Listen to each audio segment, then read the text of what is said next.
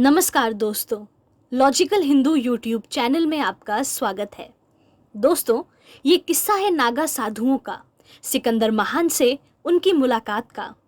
यूनानी राजा सिकंदर पूरी दुनिया को जीतने के इरादे से अपनी सेना लेकर निकला। तुर्की ईरान को जीतकर आगे बढ़ते हुए वह 326 ईसा पूर्व में भारत आ पहुंचा।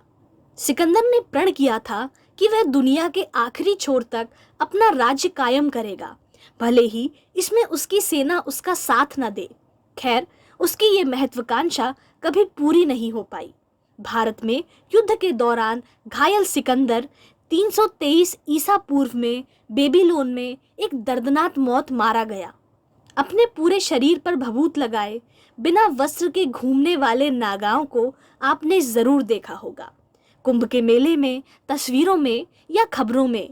दुनियावी झमेलों से कोसों दूर ये नागा साधु परमात्मा की तलाश में अपना जीवन गुजार देते हैं। इतिहास में भी इन नागा साधुओं का जिक्र आया है। 4वीं शताब्दी ईसा पूर्व में सिकंदर के भारत आक्रमण के दौरान सिकंदर की मुलाकात नागा साधुओं से हुई थी और वह उनके ज्ञान, दर्शन और जीवन के प्रति समझ को देखकर हैरान रह गया था। प्लूटार्क एक ग्रीक जीवनी लेखक और निबंधकार था। बाद में उसने रोम की नागरिकता ले ली। उसने नागा साधुओं के लिए जिम्नोसोफिस्ट शब्द का प्रयोग सबसे पहले किया। इसका अर्थ होता है ज्ञानी नागा। प्लूटार्क ने सिकंदर और 10 नागा दार्शनिकों के बीच सिंधु नदी के तट पर हुई मुलाकात का जिक्र किया है। उसने लिखा है कि सिकंदर ने 10 नागाओं को गिरफ्तार किया जिन्होंने यूनानी सेना के खिलाफ विद्रोह को बढ़ावा दिया था। ये नागा चालाक थे और किसी भी तरह के सवालों के जवाब देने के लिए प्रसिद्ध थे। इसलिए सिकंदर उनसे मुश्किल सवाल पूछना चाहता था। सिकंदर ने शर्त रखी थी कि गलत जवाब देने वाले को तुरंत ही मार दिया जाएगा। नागाओं ने सभी सवालों के सही जवाब दिए। सिकंदर अचंभित था। उसने सभी नागाओं को इनाम देकर विदा किया। एक और किस्सा है। सिकंदर को सिंधु के तट पर एक नागा वैरागी मिला। बहुत देर से वह एक पत्थर पर बैठकर आसमान की तरफ देख रहा था। सिकंदर ने पूछा, तुम क्या कर रहे हो? जवाब मिला, शून्य को महसूस कर रहा हूँ। साधु ने वही सवाल सिकंदर से पूछा। सिकंदर ने कहा, मैं दुनिया जीत रहा हूँ। दोनों जोर से हंस पड़े। सिकंदर को लगा कि ये सन्यासी मूर्ख है जो एक जगह बैठा हुआ है। सन्यासी इसलिए हंसा क्योंकि दुनिया में अंतिम तो कुछ भी नहीं है। सिकंदर की मौत की भविष्यवाणी भी कालानोस नामक एक नागा साधु ने ही की थी। उसी ने सिकंदर को डंडमिस नामक नागा दार्शनिक के बारे में बताया। सिकंदर ने अपने नौकर को डंडमिस को बुलाने के लिए भेजा। डंडमिस बेफिक्र होकर पत्तों के बिस्तर सोया हुआ था। नौकर ने धन का लालच और मारने का डर दिखाया, लेकिन डंडमिस ने सिकंदर के पास जाने से साफ मना कर दिया। कहते हैं कि सिकंदर खुद डंडमिस के पास जंगल में आया। इस मुलाकात को यूनानी साहित्य में सिकंदर डंडमिस वार्तालाप के नाम से जाना जाता है। एक रोचक किस्सा और भी है। दरअसल अलेक्जेंडर चाहता था कि वह भारत से किसी ज्ञानी व्यक्ति को अपने साथ ले जाए। कुछ लोगों के बताने पर वह एक संत की खोज में अपनी फौज के साथ एक नगर में पहुंचा।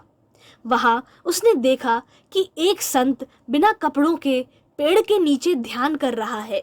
अलेक्जेंडर और उसकी फौज ने संत के ध्यान से बाहर आने तक इंतजार किया।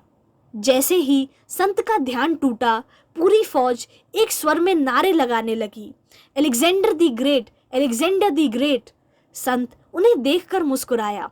अलेक्जेंडर ने संत को बताया कि वह उन्हें अपने साथ अपने देश लेकर जाना चाहता है। संत ने बेहद धीमे स्वर में जवाब दिया, तुम्हारे पास ऐसा कुछ नहीं है जो तुम मुझे दे सको जो मेरे पास ना हो।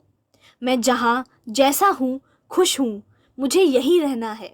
मैं तुम्हारे साथ नहीं आ रहा। अलेक्जेंडर की फौज को इस बात से गुस्सा आ गया। उनके राजा की इच्छा को एक मामूली संत ने खारिज जो कर दिया था। अलेक्जेंडर ने अपनी फौज को शांत किया और संत से बोला, मुझे जवाब में नहीं सुनने की आदत नहीं है। उसने जोर देकर कहा, आपको आना ही होगा।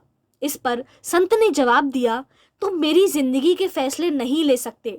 मैंने फैसला किया है कि मैं यहीं रहूंगा तो यहीं रहूंगा, तुम जा सकते हो। इतना सुनकर अलेक्जेंडर गुस्से से आग बबूला हो गया। उसने अपनी तलवार निकाली, संत की गर्दन पर रखकर बोला, अब मुझे बताओ, जिंदगी चाहिए या मौत? संत अपनी बात पर अड़े हुए थे। उन्होंने अलेक्जेंडर से कहा, मैं नहीं आ रहा। हालांकि यदि तुम मुझे मार दो तो अपने आप को फिर कभी अलेक्जेंडर द ग्रेट मत कहना, क्योंकि तुम्हारे में महान जैसी कोई बात नहीं है।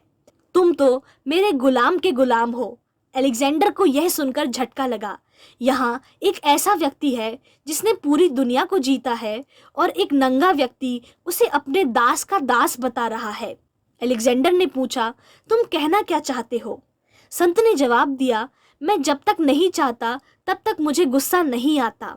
गुस्सा मेरा गुलाम है, जबकि गुस्से को जब लगता है वह तुम पर हावी हो जाता है। तुम अपने गुस्से के गुलाम हो। भले ही तुमने पूरी दुनिया को जीता हो, लेकिन रहोगे तो मेरे दास।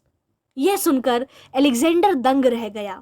उसे अपनी गलती का एहसास हुआ और वो साधु के पैरों में गिरकर रोने लगा। सिकंदर से मिलने वाले नागाओं के बारे में अक्सर कहा जाता है वे जैन दिगंबर या फिर ब्राह्मण थे, लेकिन इसका पुख्ता सबूत प्राप्त नहीं होता।